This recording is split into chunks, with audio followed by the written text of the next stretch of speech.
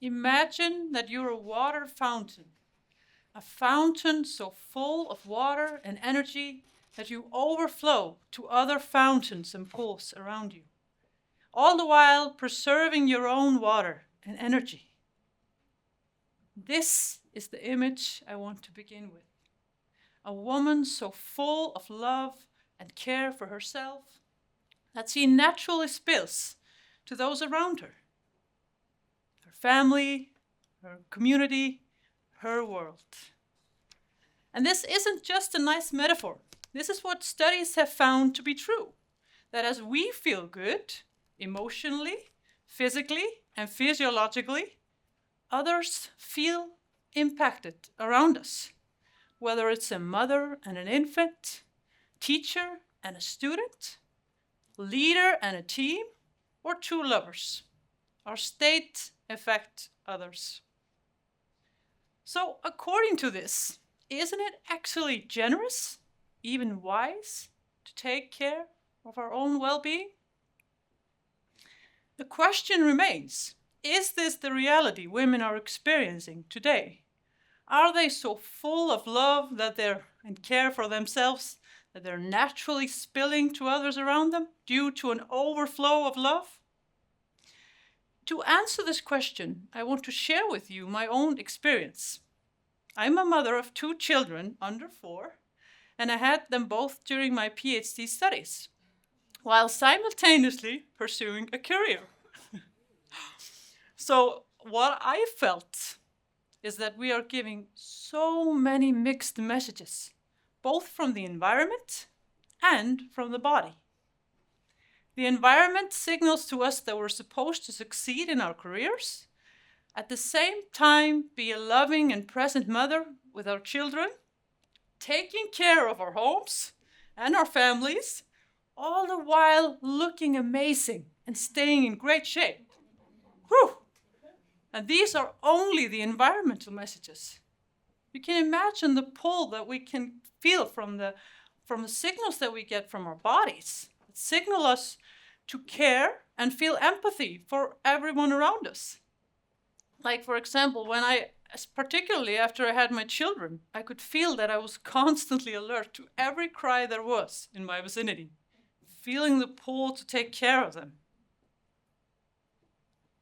But there was another signal that could so easily get lost for me. And that was the signal for my own care, for my own love. It could so easily get lost in all of these messages and signals from both the environment and the body. And we get these signals and these messages because we are wired and trained to care. And when I say wired to care, I mean it quite literally.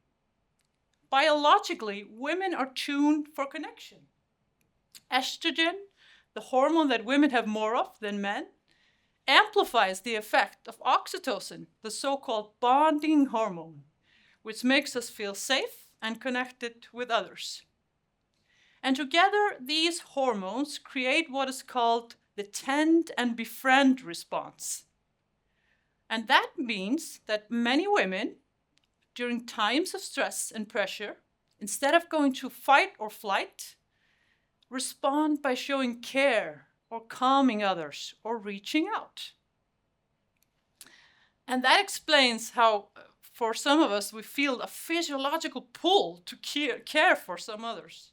Like, for example, for me, when I was in the mall and I heard a cry from a child, I could feel my body just was running towards the child to take care of them.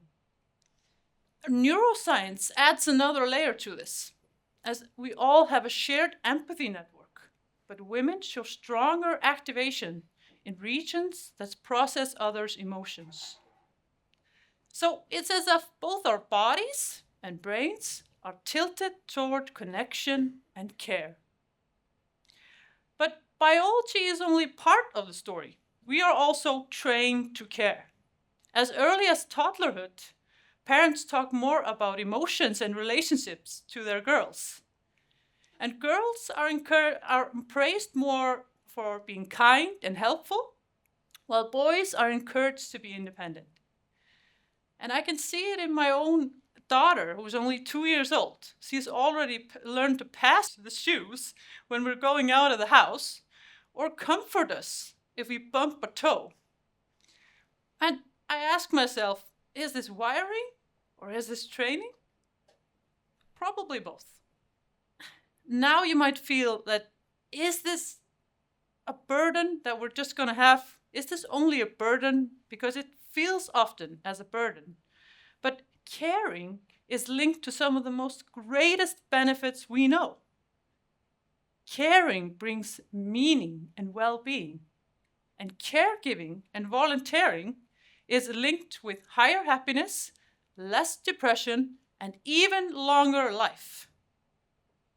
Caregiving brings up physical benefits as well. It lowers inflammation and protects the heart.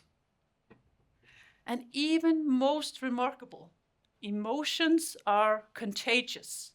So when we feel care, compassion, or love, we impact others around us. Our bodies will calm, but we also influence the physiology of those around us.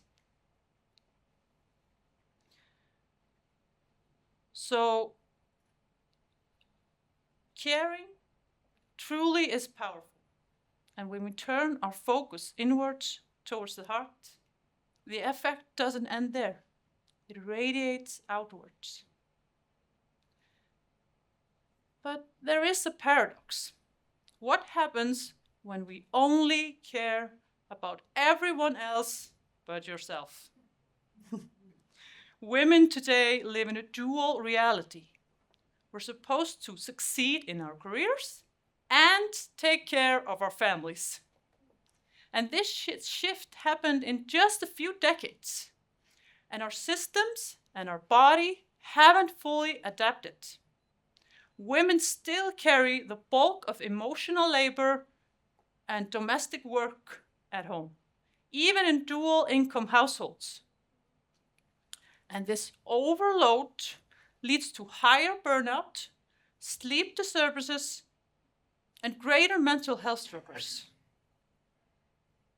So the very capacity that makes us so strong, the ability to care, can also deplete us.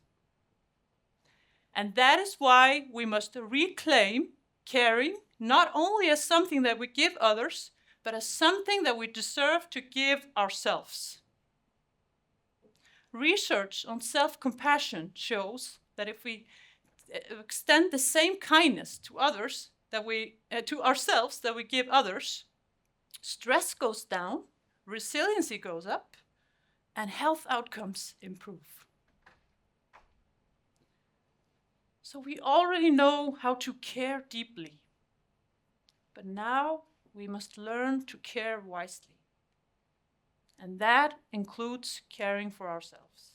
A method that I have used a lot to remind myself to connect with my own signal and my own self-care is an evidence-based practice that I want to invite you to practice with me here at the end. And I invite you to allow me to guide you to this exercise where we connect with the heart and breath. So those who are willing, I invite you to close your eyes and just feel comfortable where you're sitting. And I invite you to just start by just blowing out everything you want to release. It can be some kind of stress or just whatever it is that you feel like releasing, just blow it out.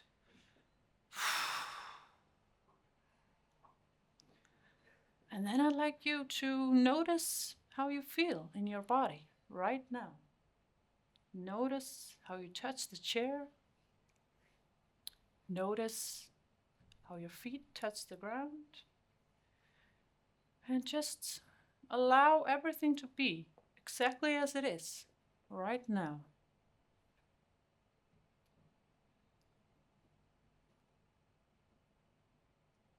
And then I'd like you to open your attention to the area around and in your heart. just open your attention to this area in your chest and allow everything to come up, whatever it is.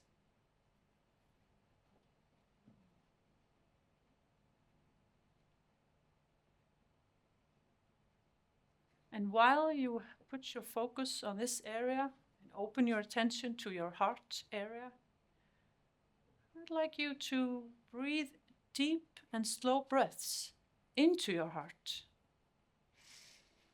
You can see it as you're breathing in and out of your heart, all the while opening up your attention to this area. You can breathe at whatever pace feels comfortable, just slow breaths.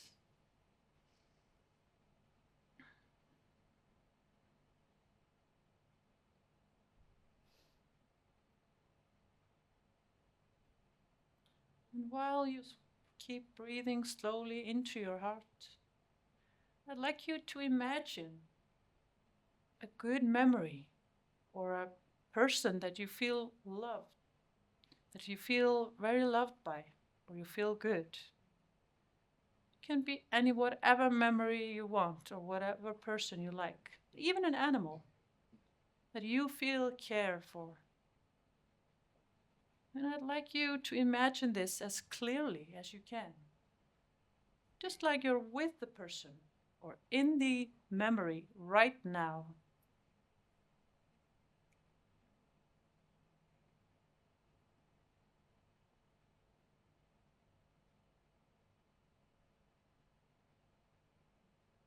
And open up to all of the feelings that come up and notice how it feels. Imagining this memory or this person. Allowing all the emotions to come up. Allow them to flow through your body.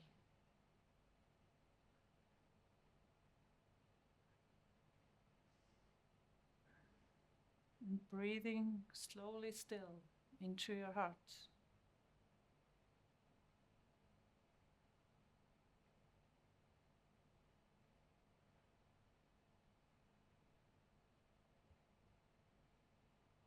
And you can even put your hands on your heart area to emphasize the focus on the heart. Keep imagining this memory or this person.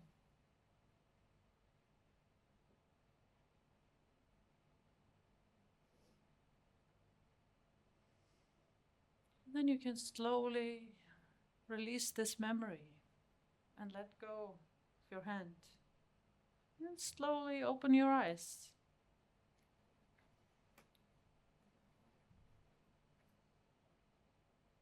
You can do this exercise whenever and wherever you feel the need to connect with your own care. And remember, whenever you do that, you also have positive impact on those around you.